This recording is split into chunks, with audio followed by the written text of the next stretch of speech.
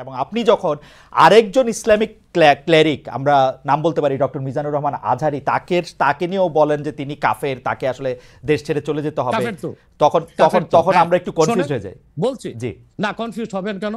আপনি যার কথা বলেছেন সে কি বলেছিল আপনি দেখেছেন তার বক্তব্যগুলো?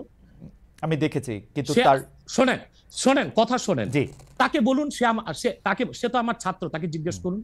2007 সালে সে আমার থেকে সবক নিয়েছে দারুন রাজাত মাদ্রাসায়। আমি তার টিচার, আমি তার শিক্ষক, এবং তার শিক্ষকরাও আমাকে শিক্ষক মানে। অতএব সে যদি, দেখুন আপনাকে পিছন থেকেই বলতে হচ্ছে, আপনি সময় দিতে হবে আমাকে। আপনি কিন্তু বসে আছেন একা, আমার কিন্তু কয়েক হাজার লোক বসে আছে আমার অপেক্ষায়, একটা শিডিউল প্রোগ্রাম আমি রেখে বসেছি আপনার এখানে। যেহেতু আপনার মাধ্যমে আমার মেসেজটা আমি অনেকের কাছে পৌঁছাতে পারবো।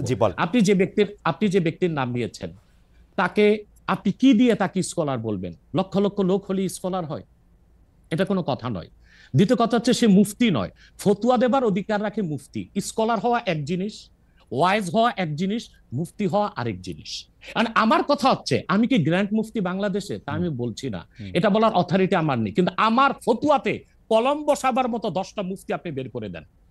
এখন অন্য মুফতিরা বলছে না কেন, সেটা একটা সাহসিকতার বিষয় আছে, সেটা আরো কোনো তাদের প্রতিবন্ধকতা থাকতে পারে। যেমন আপনি দেখেছেন আওয়ামী শাসনের সময় দেশের অনেক বড় বড় আলেম শেখ হাসিনার দালালি করেছে, তো তারা কি এমন কোন ফতোয়া দিবে যে সরকার বেকায়দায় পড়ে?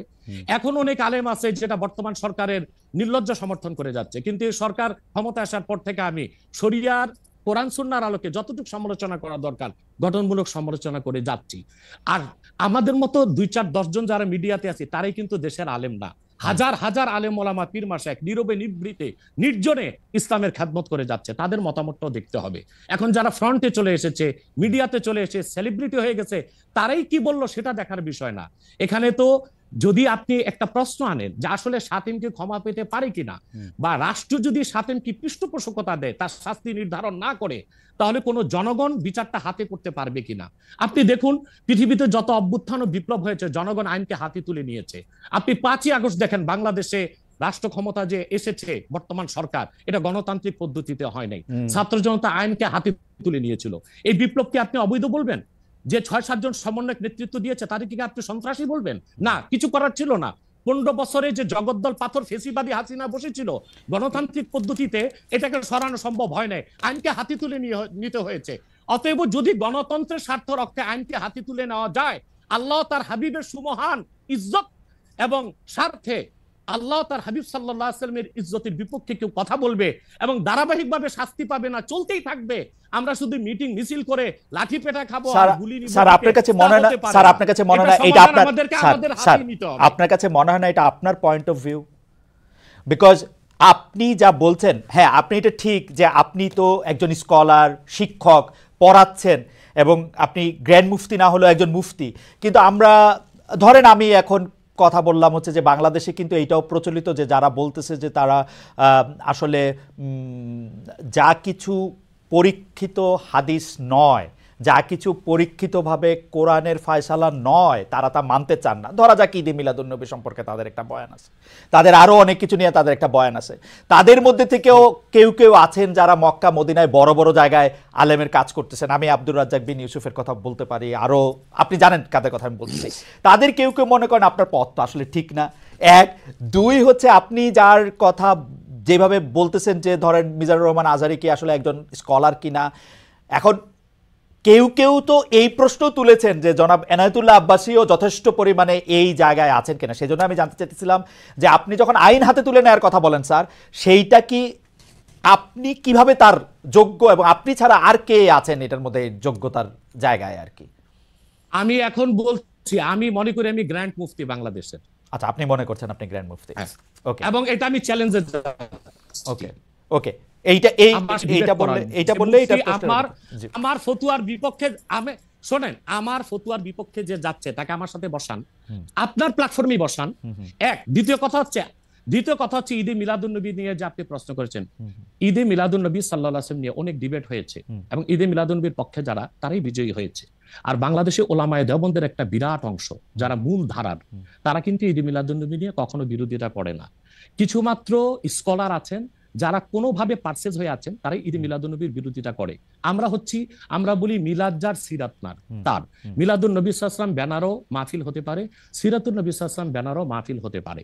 এবং আপনি শুনেছেন আজকে 4 বছর যাবত সৌদি সরকার উচ্চ ওলামা পরিষদ ফতোয়া দিয়েছে যে ঈদে মিলাদুন্নবী উপলক্ষে মাহফিল সৌদি আরবে হবে, এবং 12 রবিউল আউয়াল তারা রাষ্ট্রীয় ছুটি ঘোষণা করে রেখেছে। এবং বাংলাদেশে বর্তমান সরকারও যথেষ্ট আলেম ওলামা আছেন যারা কওমি ঘরানার এবং দেওবন্দ ঘরানার, যাদেরকে আমরা আহলে হক মনে করে থাকি, এবং আমরা মনে করি জৌনপুর, ফুরফুরা, সারসিনা, আহলে সুন্নাত, আহলে হক একই ধারাতেই চলে আসছে। তারাও কিন্তু ইসলামিক ফাউন্ডেশনের দায়িত্বে আছে, এবং তারা কিন্তু এবারও ঈদে মিলাদুন্নবী ব্যানারে প্রোগ্রাম করেছে এবং আমি সেখানে অংশগ্রহণ করেছিলাম একদিন। অতএব বিচ্ছিন্নভাবে কে কি ঈদে মিলাদুন্নবীর বিরোধিতা করলো, আব্দুর রাজ্জাক সাহেবের নাম বলেছেন, ওনাকেই বসান আমার সাথে কথা বলি, সংলাপ হতে তো কোনো দোষ নাই। ওকে, বা আপনি আরো যাদের কথা বলেছেন তাদেরকে বসান আমাদের সাথে। আচ্ছা, আমার এখানে একটা সম্পূরক জাস্ট প্রশ্ন আছে আইনের ব্যাপারে। যেহেতু তেহরিকে খতমে নবুয়তের শাখা যুক্তরাজ্যেও আছে, এখানেও আছে, আপনি একইভাবে এই কথা বা ভারতের পশ্চিমবঙ্গের কথা বলেছেন, এইখানে যেটা বলছেন সেটা কি যুক্তরাজ্য এবং ভারতের পশ্চিমবঙ্গের জন্য প্রযোজ্য? যুক্তরাজ্যেও যদি কেউ এই ধরনের কথা বলে তাকেও কি আপনি এরকম একটা কথা বলবেন বা বলতে পারবেন? জি জি বলবো। আমি যুক্তরাজ্যে যে সাফার করে এসেছি সেটা শোনেন আগে। 2 বছর আগে আমি যুক্তরাজ্যে গিয়েছিলাম। আমার 7টা প্রোগ্রাম ছিল, 4টা প্রোগ্রাম করতে পেরেছি, 3টা প্রোগ্রাম আমি করতে পারিনি। এবং সেখানে আমার বিরোধিতা করেছিল নাইজেল ফারাজ, আপনি জানেন তাকে, সিএনএন এ নিউজ প্রেজেন্টার, এবং সে ব্রেক্সিট আন্দোলনের হোতা ছিল, এবং সে ব্রিটিশ পার্লামেন্টে মেম্বার ছিল। আমার যেদিন সেন্ট্রাল লন্ডনে প্রোগ্রাম ছিল, নাইজেল ফারাজ লং মার্চের ঘোষণা দিয়েছিল এবং আমি সেখানে যেতে পারিনি। কেন? নাইজেল ফারাজ 23টা প্রতিবেদন করেছিল আমার বিপক্ষে, তার মধ্যে উল্লেখযোগ্য ছিল যে আমি মুরতাদের শাস্তি মৃত্যুদণ্ড চাই, বাট ব্রিটিশ পুলিশ আমাকে অ্যারেস্ট করেনি এবং ব্রিটিশ পুলিশ আমাকে শুধু প্রোগ্রাম করতে দেয়নি সহিংসতা বেশের জন্য। কিন্তু আমি রানীকে গালি দিয়েছি, সেটাও সেখানে তুলে ধরা হয়েছে। আমি রানীকে গালি দেওয়া যায় ইংল্যান্ডে? হ্যাঁ, মুরতাদের শাস্তি মৃত্যুদণ্ড চেয়েছি, সেইটা 23টা প্রতিবেদন করে আমার এই বক্তব্য ফতোয়াগুলো সেখানে লন্ডনে দেখানো হয়েছে। আমি বাংলাদেশে যে চরিত্র, লন্ডনে সেই চরিত্র, পশ্চিম বাংলায় সেই চরিত্র। ওকে, আমি এবার একটু, আপনি যেহেতু মুফতি এবং নিজেকে পরিচয় দিলেন গ্র্যান্ড মুফতি, আমি একটা বিষয় একটু মনে করি আপনাকে একটা বিষয় একটু আপনার দৃষ্টি আকর্ষণ করতে চাই। সেটি হচ্ছে যে আপনি মানে আপনার কাছ থেকে বুঝে নিতে চাই স্যার, যে যদিও আপনি আসলেই আমার চেয়ে বয়সে ছোট, কিন্তু আসলে বিদ্যায়, বুদ্ধিতে, শিক্ষায়, অনেক কিছুতে, মানে জ্ঞানে আপনি আমার চেয়ে বড় বলে আপনাকে স্যার সম্বোধন করছি আমি। না, আপনি বলেছেন যে মসজিদে গিয়ে নারীদের জন্য বা মহিলাদের জন্য জামাতে নামাজ আদায় করা মাকরু, কিন্তু আমি আপনার এই বক্তব্যটার পরিপ্রেক্ষিতে আমি দেখতে পাচ্ছি যে এটা তো বরং মাকরু নয়, কেউ কেউ এটাকে মুস্তাহাব বা এনকারেজ বলতে চান। অনেকে উদাহরণ দিচ্ছেন আয়েশা, যিনি প্রফেটের স্ত্রী ছিলেন, রাদিয়াল্লাহু আনহা, হ্যাঁ আয়েশা রাদিয়াল্লাহু আনহা, উনি ইমামতি করে মেয়েদের নামাজ পড়িয়েছেন, এবং যে জায়গায় আপনি এটা মুকরু বলছেন ওই জায়গায় কেউ মুস্তাহাব বলতে গিয়ে আপনার বক্তব্যের বিরোধিতা করছেন। এটা নিয়ে আপনি যদি আমাদের একটু বলেন। এটা আমি চ্যালেঞ্জ করছি, ওপেন চ্যালেঞ্জ। আম্মা জান আয়েশা রাদিয়াল্লাহু তাআলা আনহা কখনো ইমামতি করেননি, বরং জাকওয়ান ইমামতি করেছিল, পিছনে তিনি নামাজ পড়েছিলেন। সেটা ফরজ নামাজ ছিল না, তারাবিয়ার নামাজ। আপনাকে যে তথ্য দিয়েছে সে ভুল তথ্য দিয়েছে। ওকে, সেটা মেয়েদের নামাজ পড়াটা মুস্তাহাব কিনা? এক। দ্বিতীয় হচ্ছে আল্লাহর হাবিব সাল্লাল্লাহু আলাইহি ওয়াসাল্লামের নূরের জামানায় মসজিদ নববীতে মহিলাদেরকে অ্যালাউ করা হতো, তারা নামাজে আসতেন। কিন্তু আল্লাহর হাবিব সাল্লাল্লাহু আলাইহি ওয়াসাল্লাম মহিলাদেরকে নিরুৎসাহিত করেছিলেন, নিষেধ করেন নাই।